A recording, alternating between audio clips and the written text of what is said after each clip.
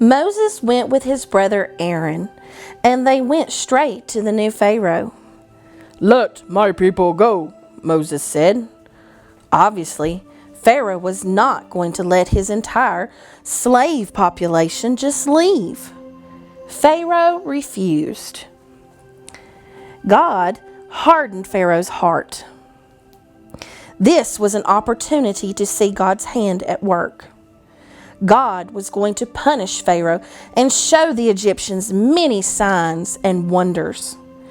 God then told Moses to touch the water of the Nile River. Immediately, it turned into blood. Soon all the water turned into blood. Pharaoh's magicians said they could do that trick as well. Still, Pharaoh was not impressed and refused to let the Israelites go. Again, Moses pleaded with Pharaoh, but God hardened Pharaoh's heart, and he refused to let the Israelites go. Then God sent a plague of frogs that covered the land. Still, Pharaoh refused.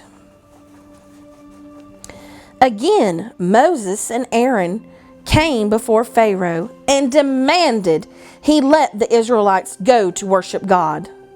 Again, Pharaoh refused. This time, God did an even bigger sign to punish stubborn Pharaoh. God sent gnats. They covered Egypt, but not the area where the Israelites lived. It was horrible. Still, Pharaoh refused to let the Israelites go. Every time Pharaoh refused, God's punishment became worse. This time, God sent a swarm of flies that covered the land, and the Egyptians were in misery. Then God punished Egypt by killing their animals. Not even this made Pharaoh repent. His heart was stubborn as ever. God's punishment grew more intense and more severe. Again, Moses came before Pharaoh, but nothing changed. Even after painful sores appeared on all of the Egyptians and their animals, it did not change Pharaoh's heart. Then God sent hail.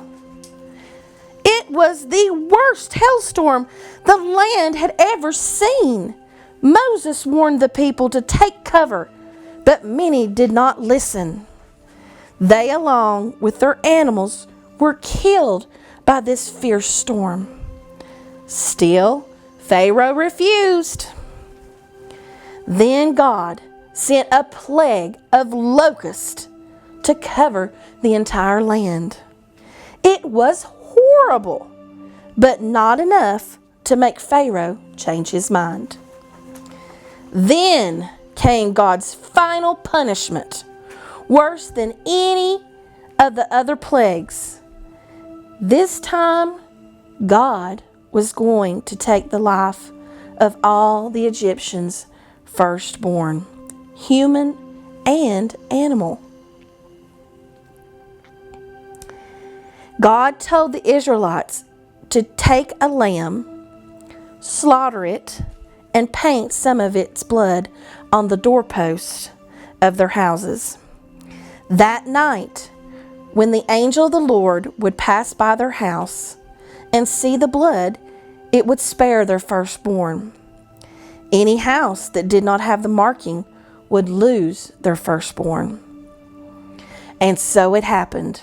That night, the angel of the Lord came, and all of the firstborn of Egypt died.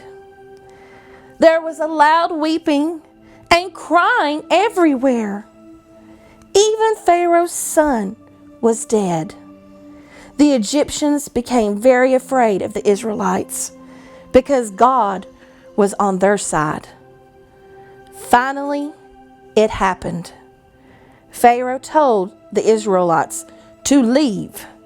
During Passover, the Israelites ate their supper standing up, picked up their bags, and walked away from Egypt, never to return. Today's memory verse is Exodus 3:14. God said to Moses, "I am who I am." And he said, "Say this to the people of Israel, I am has sent me to you."